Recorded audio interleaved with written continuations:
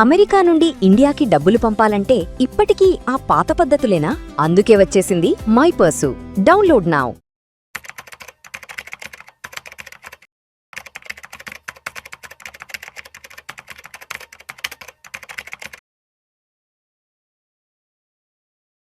నమస్తే, welcome to Suman TV. నేను విష్ణు. ప్రస్తుతంతో పాటు senior stock market analyst Ramachandramurthy గారు ఉన్నారు. వారితో మాట్లాడదాం.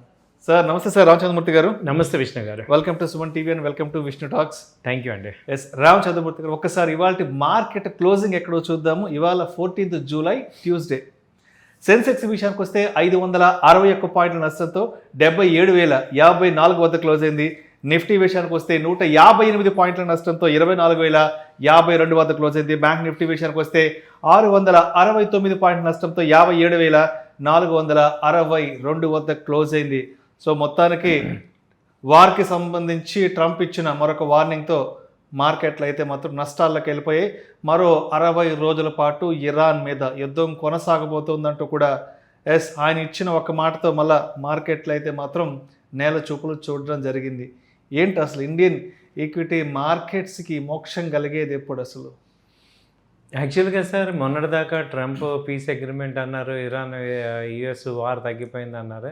కానీ అకస్మాత్తుగా లాస్ట్ 3 days నుంచి కూడా ఇరాన్ బాగానే ఉన్నా యుఎస్ ఇరాన్ మీద అటాక్ చేయటం, క్రూడ్ ఆయిల్ ప్రైసెస్ ఏమో 10% పెరిగినాయి. దాదాపు 72 నుంచి ఇప్పుడు మళ్ళీ 83 దాకా వచ్చేసింది. ఇది చూస్తుంటే ఏదన్నా ఈ హార్మోజ్ జలసంధి మీద అమెరికా పట్టు పెట్టుకోవాలి అని చెప్పేసి 280 కోట్లు ఒక ట్యాంకర్కి కట్టాలి అన్నట్టుగా వాళ్ళు క్రియేట్ చేస్తున్నట్టుగా అనిపిస్తుంది. సో యాక్చువల్గా అక్కడ జరిగింది ఏంటి, 2-3 షిప్స్ డ్యామేజ్ చేస్తే దానికి ఒక వార్నింగ్ ఇవ్వటము, ఇంకోటి చేయాల్సింది పోయి మళ్ళీ డైరెక్ట్గా ఈ ఫ్రెష్గా యుఎస్ ఇరాన్ టెన్షన్స్ స్టార్ట్ అవ్వటం అనేది మేజర్గా మార్కెట్స్ అన్నింటినీ కుదిపేస్తున్నాయి. సో ఇప్పుడు ఏంటంటే ఎవరం కూడా ఒక పర్పస్తో వార్ జరగట్లేదు అనేది అర్థమవుతుంది. ఇప్పుడు రష్యా ఉక్రెయిన్ వార్ అంటే ఒక పర్పస్ మీద జరుగుతుంది. నాటో అలయన్స్లో ఉక్రెయిన్ని జాయిన్ అవ్వద్దు అని చెప్పి దాని గురించి క్లియర్గా ఉంది. కానీ ఇక్కడ అసలు ఇరాన్కి యుఎస్ వార్కి అసలు మోటివ్ ఏంటో అర్థం కావట్లేదు. అసలు ఎందుకు ఇరాన్ దేని మీద చేస్తుంది, దాన్ని యుద్ధం ఎటుపోతుందో తెలియట్లేదు. ఈ యురేనియం ఉంది, అసలు అది మర్చిపోయి ఇప్పుడు హార్మోజ్ జలసంధి దాని మీద కంట్రోల్ కోసం ఫైటింగ్ చేసుకున్నట్టు ఇప్పుడు మారుతుంది విషయం అంతా. దీంతో ఏమవుతుందంటే ఈ క్రూడ్ ఆయిల్ ప్రైసెస్ రైజ్ అవుతున్నాయి. యాజ్ యూజువల్గా క్రూడ్ ఆయిల్ రైజ్ అవుతుంటే ఇండియన్ మార్కెట్స్ అన్నీ కూడా డౌన్ అవుతుంటాయి, అంటే ఎమర్జింగ్ మార్కెట్స్ అన్నీ కూడా డౌన్ అవుతుంటాయి. మనదే కాదు, సౌత్ కొరియా 3% పడింది, నిక్కీ వచ్చి జపాన్ కూడా ఫాల్ అయింది. అలాగే అన్ని కంట్రీస్ కూడా ఎఫెక్ట్ అవుతున్నాయి. మళ్ళీ మొన్న జస్ట్ 1 month కూడా రిలాక్స్ అవ్వాలి మనం, యుద్ధం ఆగింది అని మళ్ళీ ఎమ్మటే కూడా మార్కెట్స్ స్టార్ట్ అవుతున్నాయి. సో ఈ 2 రీజన్స్ వల్ల మేజర్గా మార్కెట్ ఫాల్ అయింది. ఇప్పుడు 3 రీజన్ ఏంటంటే ఈ గ్లోబల్ క్యూస్ కూడా వీక్ అవుతున్నాయి. ఇది దాదాపు 4% కోస్పి కొరియన్ మార్కెట్స్ ఫాల్ అయినాయి. సో దాని ఇంపాక్ట్ ఉంది. ఆ తర్వాత ఎఫ్ఐఎస్ కూడా గట్టిగానే సెల్ చేస్తున్నారు. మనం నిన్న మండే ఆల్మోస్ట్ 3,062 కోట్లు సెల్ అయిపోయింది. మళ్ళీ సెల్ చేశారు. మళ్ళీ మొన్నటిదాకా బయింగ్లోకి వచ్చారు, ఇప్పుడు మళ్ళీ 2 days బ్యాక్ సెల్లింగ్లోకి వచ్చేసారు. తర్వాత మళ్ళీ విక్స్ రైజ్ అయింది 3%. విక్స్ పెరగటం అనేది మళ్ళీ మార్కెట్కి అది ఏంటంటే నెగిటివ్ పాయింట్. విక్స్ మళ్ళీ 3% పెరిగి ప్రజెంట్ ఈ 14 లెవెల్ దాకా వచ్చేసింది. ఆ తర్వాత చూసుకుంటే వాళ్ళు నిఫ్టీ వీక్లీ ఎక్స్పైరీ, సో దానివల్ల కూడా మార్కెట్స్ అప్ అండ్ డౌన్ అవుతున్నాయి, పొజిషన్స్ అన్ని స్క్వేర్ అప్ అవుతున్నాయి. At the same time rupee weakening అవటం, రూపీ కూడా ఇప్పుడు 96కి వచ్చేసింది. అంతకుముందు 95 ఆ రేంజ్ ఉన్నది, ఇప్పుడు ఇక 96, just 4 points close to 100 century కొట్టే టైం కూడా దగ్గరకు వచ్చినట్టుంది. సో ఇవన్నీ చూస్తుంటే 1 by 1 ఇంటర్ డిపెండెంట్ రీజన్స్. అంటే ఎప్పుడైతే క్రూడ్ ఆయిల్ పెరుగుతుంది, క్రూడ్ ఆయిల్ ఎందుకు పెరుగుతుందంటే యుఎస్ ఇరాన్ వార్ వల్ల మనం ఆల్రెడీ చూసాం. అక్కడ షిప్స్ అన్నీ బ్లాకెడ్ అవటం, ఇవన్నీ ఇప్పుడు దాదాపు మళ్ళీ ఎన్ని షిప్లు అక్కడ ఆగిపోయినాయో తెలియట్లేదు. రొటేషన్ దాదాపు 30% ట్రాన్స్పోర్ట్ ఆయిల్ అంతా కూడా ఇటా ఉంది. ఇక చూసి ఈ కంట్రీలన్నీ కూడా వేరే ఆల్టర్నేట్ చూసుకోవాల్సి వచ్చే పరిస్థితి ఉంది. క్రూడ్ ఆయిల్ ఇటు కాకుండా ఇంకో రూట్లోకి వెళ్తే కానీ ఈ వాణిజ్యం నార్మల్ అయ్యేటట్టు ఉండదు. ఈవెన్ ఇవాళ అసలు గుడ్ న్యూస్ ఏంటి, ఇప్పుడు ఇండియాను యూరోపియన్ యూనియన్తో ట్రేడ్ డీల్ అయింది, అది రేపు 15 నుంచి వస్తుంది. అసలు మార్కెట్స్ చాలా జోష్ ఉంటాయి. అనుకున్న మార్కెట్కి ఈయన పాల మీద నీళ్ళు జల్లాడు ఈ ట్రంప్ గారు. ఎప్పుడు అందరూ కూడా ఇవాళ వరల్డ్ మొత్తం ఒకటే ప్రార్థన చేస్తుంది, ట్రంప్ ఎప్పుడు వెళ్ళిపోతాడు. సో ఇవన్నీ రీజన్స్ వల్ల మార్కెట్స్ ఫాలో అవుతున్నాయి. అయితే ఏంటంటే కొన్ని సెక్టర్స్లో కొంత పాజిటివిటీ కనపడుతుంది. సో అవి చూసుకుంటే ఆటోమొబైల్ కాదు కానీ ఇది ఫార్మా సెక్టర్ కొంచెం పాజిటివ్ ఉంది. అలాగే ఈ ఇప్పటిదాకా అండర్ పెర్ఫార్మ్ అయిన టెక్ ఐటీ కంపెనీస్ అన్నీ కూడా ఐటీ సెక్టర్ అంతా కూడా మళ్ళీ బాటమ్ అవుట్ అయ్యి ఫ్రెష్గా అప్ ట్రెండ్కి వస్తున్నాయి. ఈ 2 సెక్టర్స్ వాళ్ళ పాజిటివ్లో ఉన్నాయి. తర్వాత రెగ్యులర్గా సెక్టర్స్ బ్యాంకింగ్ కానీ ఆటోమొబైల్ కానీ తర్వాత ఫైనాన్స్ సెక్టర్స్ ఈ 3 కూడా డౌన్ అయినాయి. బై అండ్ డిప్ లాగా చేసుకోవచ్చు. సో రామచంద్రమూర్తి గారు, ఇప్పుడు ట్రంప్ స్పష్టంగా చెప్పాడు ఇరాన్కి మరో 60 రోజుల పాటు యుద్ధం కొనసాగించే ఆలోచనలో ఉన్నట్లుగా చెప్పాడు కదా. సో మరి అక్కడ 60 days యుద్ధం జరిగినప్పుడు డెఫినెట్గా మన ఇండియన్ ఈక్విటీ మార్కెట్స్లో వాలటాలిటీ అయితే మొత్తం అన్సర్టనిటీ ఉంటుంది. సో ఈ 60 daysలో మరీ ప్రత్యేకించి ఏ సెక్టార్లు బాగా ఒడిదుడుకులకు గురయ్యే అవకాశం ఉందంటారు మన ఇండియన్ ఈక్విటీ మార్కెట్స్లో? మేజర్గా సార్ ఆయిల్ రిలేటెడ్ సెక్టర్ అంతా కూడా వీక్నెస్ వస్తుంది. మెయిన్ ఆయిల్తో సంబంధం ఉన్న sectors automobile sector major weakness వస్తుంది. ఆ తర్వాత డైరెక్ట్గా oil companies HPCL, BPCL, Reliance ఇవన్నీ కూడా నెగిటివ్ అవుతాయి. తర్వాత ఆయిల్ రిలేటెడ్ పెయింట్ సెక్టర్ కానీ టైర్ సెక్టర్ కానీ ఇవి కూడా బాగా ఎఫెక్ట్ అవుతున్నాయి, ఆల్రెడీ పడుతున్నాయి. అలాగే ఏవియేషన్, ఇండిగో అయితే ఆల్రెడీ 300 points డౌన్ అయిపోయింది లాస్ట్ 2 daysలో. అంతకుముందు 4,300 నుంచి బాగా ర్యాలీ వచ్చి 5,300 రికవర్ అయింది అనుకున్నాం. ఇప్పుడు మళ్ళీ 5,000కి అలా వచ్చింది. ఇంకో 10% ఆయిల్ పెరిగిందంటే $90కి వెళ్ళిపోతుంది. మళ్ళీ సేమ్ టెన్షన్ స్టార్ట్ అవుతుంది. సో మార్కెట్స్ మళ్ళీ ఈలోపు ఏదన్నా ఇంటర్ఫేర్ అయ్యి కంట్రీస్ అన్నీ ఏదన్నా మార్కెట్ని అలా ఆపితే అవుతుంది. ఇవాళ ట్రంప్ మాట ఎవరు వినేటట్టు, ట్రంప్ ఎవరి మాట వినేటట్టు కూడా కనపట్టలేదు. అలా ఉంది ఆయన పరిస్థితి. నెక్స్ట్ ఏమవుతుంది అనేది ఇంటర్నేషనల్గా ఇంకా గ్రావిటీ ఎక్కడ దాకా వెళ్తుందో తెలియట్లేదు. సో రామచంద్రమూర్తి గారు, రీసెంట్ టైమ్స్లో అంటే కొంతమంది మన ఈక్విటీ మార్కెట్స్ గురించి మాట్లాడుకున్న కొన్ని విషయాలు నేను గమనించాను. ఇప్పుడు మామూలుగా ఈక్విటీ స్టాక్ మార్కెట్స్లో కానీ మ్యూచువల్ ఫండ్స్లో కానీ లాంగ్ టర్మ్ ఇన్వెస్ట్ చేసుకోండి, ఎండ్ ఆఫ్ ది డే మంచి రిటర్న్స్ వస్తాయి. ఇక్కడ CAGR గట్టిగా వర్కౌట్ అవుతుంది కాబట్టి మనం ఒక 5 సంవత్సరాలు 10 సంవత్సరాలు కానీ మన ఇన్వెస్ట్మెంట్ హోల్డ్ చేసి పెట్టుకుంటే మంచి రిటర్న్స్ వస్తాయని ఇది అందరు చెప్తుంటారు. ఇది ఎవరైనా చెప్తుంటారు. అంటే ఇప్పుడు చాలామంది ఏం చెప్తున్నారంటే ఇప్పుడు ఈ లెక్కన లాంగ్ టర్మ్ ఇన్వెస్ట్ చేసుకోవాలని చెప్తున్నారు కదా. మరి 2014-15లో ఇన్వెస్ట్ చేసిన వాళ్ళు అప్పుడు మేము ఒక 10 సంవత్సరాల పాటు మార్కెట్లో ఉండాలి, ఒక 10 years మా ఇన్వెస్ట్మెంట్ ఉంచుకోవాలనుకున్న వాళ్ళందరూ మరి 2024, 25, 26లో అంతా మార్కెట్లో నష్టపోయినట్లే కదా అని చెప్తున్నారు కదా. మరి దీనికి ఏమంటారు? ఎందుకంటే 2024 నుంచి ఆల్మోస్ట్ మార్కెట్లో నెగిటివ్లోనే ట్రేడ్ అవుతున్నాయి. దగ్గర 2 సంవత్సరాల నుంచి నెగిటివ్లో ట్రేడ్ అవుతున్నాయి కదా. మరి ఇప్పుడు లాంగ్ టర్మ్ పర్స్పెక్టివ్లో ఆలోచించి ఇన్వెస్ట్మెంట్ పెట్టిన వాళ్ళంతా ఇప్పుడు నష్టపోయినట్టే కదా. ఇది అవలేదు సార్. 2014-15లో స్టాక్ మార్కెట్ ఇండెక్స్ చూసుకుంటే మీకు 10,000, 12,000 ఉంది. ఇప్పుడు 23,000, 24,000 ఉంది.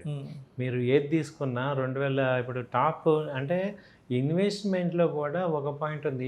ఏ కంపెనీ పడితే ఆ కంపెనీ బ్లైండ్గా కొంటే మళ్ళీ లాస్లోకి వెళ్తుంది. సో గ్రోయింగ్ కంపెనీ ఇప్పుడు టీసీఎస్ 50% ఫాల్ అయినా కానీ ఇది 2014 కన్నా ఎక్కువే ఉంది. వర్స్ట్ పర్ఫార్మెన్స్ ఇచ్చిన సెక్టార్స్ లీడింగ్లో చూసుకుంటే ఐటీ కంపెనీస్. ఐటీ బాటమ్ తీసుకుంటే 2014 రేంజ్కి ఇంకా ఫాల్ అవ్వాల, ఆ రేంజ్లోనే ఉంది. ఇప్పుడు M&M 2014లో 700, 600 అలా ఉంది. ఇవాళ 3,000 అయింది. టీవీఎస్ మోటార్ 3,000 అయింది. హీరో మోటార్ 6,000, 5,000 దాకా అయింది. అంటే నేను అనేది, మీరు మంచి క్వశ్చన్ అడిగారు. ఇప్పుడు లాంగ్ టర్మ్ ఇన్వెస్ట్మెంట్ అని చెప్పేసి నేను స్విట్జర్లాండ్ కొన్నాను అనుకోండి, అది అక్కడే ఉంది. GMR ఎయిర్పోర్ట్ కొన్నాను అనుకోండి, అక్కడే ఉంది. మనకి నెగిటివ్ రిజల్ట్స్ వచ్చాయి. ఎస్ బ్యాంక్ కొన్నాను అనుకోండి, అలా ఉన్నాయి. అలా కాకుండా ఇప్పుడు టాటా స్టీల్ కొన్నాం, డబుల్ అయిపోయింది.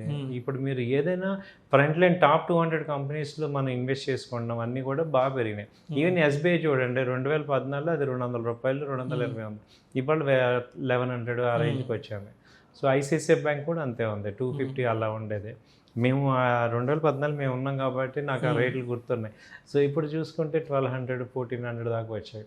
అట్లీస్ట్ 4-5 times పెరిగాయి మార్కెట్స్తో పాటు.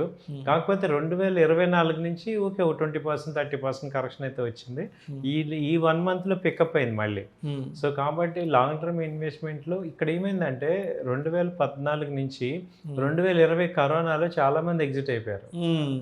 కోవిడ్ ఇనిషియల్ డేస్ లో ఫస్ట్ మార్చ్ ఏప్రిల్ మే ఆ టైంకి ఆ టైంలో అందరూ కూడా మార్కెట్ క్రాష్ కదా, బిగ్గెస్ట్ క్రాష్ 6,000 టచ్ అయింది కూడా అప్పుడు. సో ఆ ఫాల్లో ఎమోషనల్గా ఉన్న వాళ్ళందరూ అక్కడ ఎగ్జిట్ అయిపోయారు. సో మళ్ళీ ఫ్రెష్గా 2020 కొత్తగా ఇన్వెస్టర్స్ రావటమే కానీ 2014 ఉన్న వాళ్ళకి అంత హార్ట్ ఉండదు, ఇది ఉంచుకుందాం లాంగ్ టర్మ్ అని.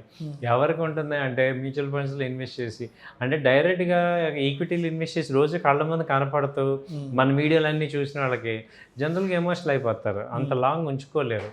సో లాంగ్ ఉంచుకోవాలి అంటే ఏం చేయాలి అంటే మనం ఒక డీమ్యాట్ అకౌంట్లో కొనేసేసి ఆ పాస్వర్డ్ అసలు మర్చిపోవాలి. అసలు లేదు మన మైనర్స్ మీద జాయింట్ అకౌంట్ తీసుకొని మైనర్ అకౌంట్ తీసుకొని దానిలో ఇన్వెస్ట్ చేయాలి మన పిల్లలకి. అలా ఉంటే ఉంటాయి. కానీ మామూలుగా మనం కొన్ని మనం ఉంచుదామంటే అసలు ఒక 2-3 నెలలకే మనం చాలా అంటే ఎక్కువ మంది ఉండలేకపోతున్నారు, ఎందుకంటే ఎమోషన్స్ వల్ల. అదే మ్యూచువల్ ఫండ్స్ కానీ అలాంటి లేదా ఫండ్ మేనేజ్మెంట్ ఇచ్చిన, ఈవెన్ మోతీలాల్ ఫండ్ మేనేజ్మెంట్ కూడా బాగానే వచ్చాయి 2014 నుంచి ఇప్పటికి చూసుకుంటే. పిఎంఎస్లో బాగానే వస్తాయి, ఏ పిఎంఎస్ అయినా కానీ.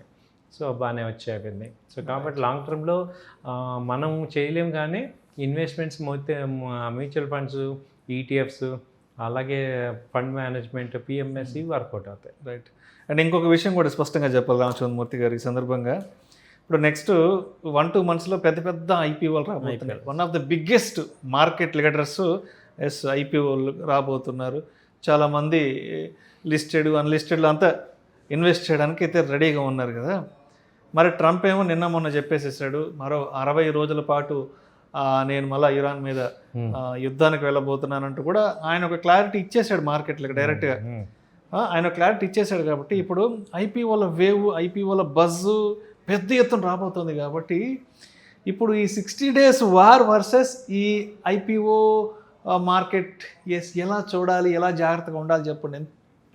యాక్చువల్గా అంటే వాళ్ళ ట్రంప్ వర్డ్స్ని బిలీవ్ చేయలేకపోతున్నాం గట్టిగా, ఎందుకంటే ఒక స్టాండ్ మీద ఆయన ఉండట్లేదు. రెండోది ఏంటంటే ఆయన ఉన్న స్టాండ్ని మిగతా కంట్రీస్ ఏవి కూడా అంత ఇప్పుడు వార్ చేయి అంటే సపోర్ట్ చేసే పరిస్థితులు ఎవరు లేరు. ఈవెన్ ఓన్ అమెరికన్ పీపుల్ కూడా యాంటీగా ఉన్నారు, సెనెట్ యాంటీగా ఉంది, అలాగే కోర్టు ఫెడరల్ రిజర్వ్ బ్యాంక్ కూడా యాంటీగా ఉంది.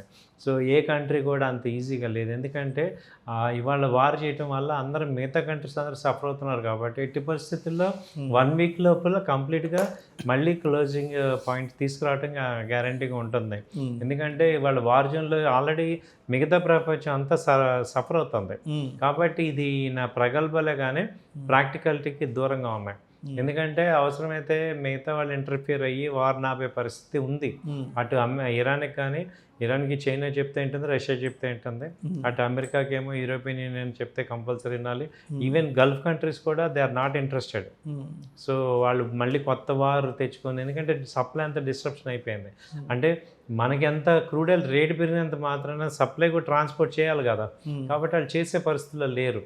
కాబట్టి ఇవి ప్రగల్భాలే తప్ప ఏమీ లేదు. ఐపీఓ బిజ్ అయితే బాగా వస్తుంది, ఎందుకంటే ఈసారి ఎన్ఎస్సిది కానీ తర్వాత పెద్దవి ఒక 7-8 ఉన్నాయన్నమాట. మంచి ఐపీఓ లీడర్స్ అందరూ వస్తున్నారు. సో ఐపీఓ బిజ్ అయితే బాగానే ఉంది. అంటే ఇక్కడ ఇండియన్ పీపుల్ దగ్గర డబ్బులు లేక కాదు, అందరూ కొంటున్నారు. కాబట్టి ఇండియన్ మార్కెట్లో మనీ కానీ, ఇండియన్లో గ్రోత్ కానీ అంత బాగుంది. కానీ సో ఇది ఏంటంటే ఒక 1 month 1 week 10 daysలో మళ్ళీ నార్మల్ అయ్యే ఛాన్సెస్ కనపడుతున్నాయి. కాబట్టి అంత వరీ అవ్వాల్సింది ఏం లేదు. అంటే ఇప్పుడు రాబోతున్న ఐపీఓల మార్కెట్లకి, రాబోతున్న ఐపీఓల వేవ్కి ఈ ట్రంప్ ఇచ్చిన వార్నింగ్ అనేది పెద్ద అడ్డమైతే ఏం కాదు. నేను అనుకోవటం ఏంటంటే ఆయన మాట మీద నిలబడే మనిషి కాదు కాబట్టి ఒక 1 weekలో మాట తప్పుతాడు, అది నార్మల్ అది. సో కాబట్టి పెద్ద ఇబ్బంది ఏమీ లేదు, ఒక 1 weekలో మళ్ళీ మామూలు అవుతుంది. నేను అనుకోవటం ట్రంప్ కూడా ట్రేడింగ్ చేస్తున్నారేమో అని కూడా ఆయన కొనాల్సిన కొనుక్కొని అమ్ముకోవాల్సిన అమ్మేసి అయిపోయిన తర్వాత మళ్ళీ స్టేట్మెంట్ ఇస్తున్నాడేమో అన్నీ అలా. ఆయన అంటే ఆయన అడ్మినిస్ట్రేషన్లో అది కూడా అడుగుతున్నారు అందరూ కూడా. ఏంటంటే ఆ థాట్ కూడా వస్తుంది, ఏదో షార్ట్ సెల్లింగ్ చేయటం కానీ, బైక్ చేయటం కానీ ఏదో ఒకటి చేస్తున్నారు. ఆ న్యూస్ ఇవ్వటం వల్ల కూడా జరుగుతుందని కూడా, అది కూడా రేపు దాని మీద కూడా విచారణ జరగచ్చు after elections. Right sir, right sir. Thank so మొత్తానికి ఇవాళ 14th జూలై మార్కెట్లు అయితే మాత్రం నెగిటివ్లో క్లోజ్ అయినాయి కాబట్టి రేపు 15th జూలై వెడ్నెస్డేకి మార్కెట్లతో ఏ విధంగా జాగ్రత్తగా ఉండాలి? ఎందుకంటే ఒకవైపు 60 days వార్కి సంబంధించిన స్టేట్మెంట్ ఇచ్చేసాడు, అదేవిధంగా అమెరికా కాంగ్రెస్కి కూడా ఏదో ఆయన చెప్పాల్సిన ఇన్ఫర్మేషన్ ఇచ్చేసాడు కాబట్టి సో ఆయన వైపు నుంచి కొంత ఇన్ఫర్మేషన్ మన క్లారిటీ ఉంది కాబట్టి మనం ఎలా జాగ్రత్తగా ఉండాలి రేపటి నుంచి మార్కెట్లో? రేపైతే గ్యాప్ డౌన్ ఛాన్స్ ఉంది సార్ మార్నింగ్, ఎందుకంటే ఇది డౌన్ ట్రెండ్ కనపడుతుంది. ఓపెన్ స్టేట్మెంట్ ఇచ్చాడు కాబట్టి, ఓపెన్ ఇచ్చాడు కాబట్టి. అయితే ఇక్కడ ఏంటంటే మనకి లాస్ట్ 2-3 టైమ్స్ 23,800 తర్వాత మ్యాక్సిమం 23,700 సపోర్ట్. సో అక్కడి వరకు మనకు వచ్చి వీ షేప్కి వెళ్ళిపోతుంది. రైట్. ఏంటి బ్యాంక్ నిఫ్టీ కానీ, బ్యాంక్ నిఫ్టీ కూడా 58 నుంచి ఇప్పుడు 57,000 అంతవరకు 56,800 ఆ రేంజ్కి వచ్చి అక్కడ నుంచి సపోర్ట్ తీసుకోవచ్చు పాజిటివ్గా. Thank you sir, thank you so much Ramachandramurthy garu. Thank you అండి.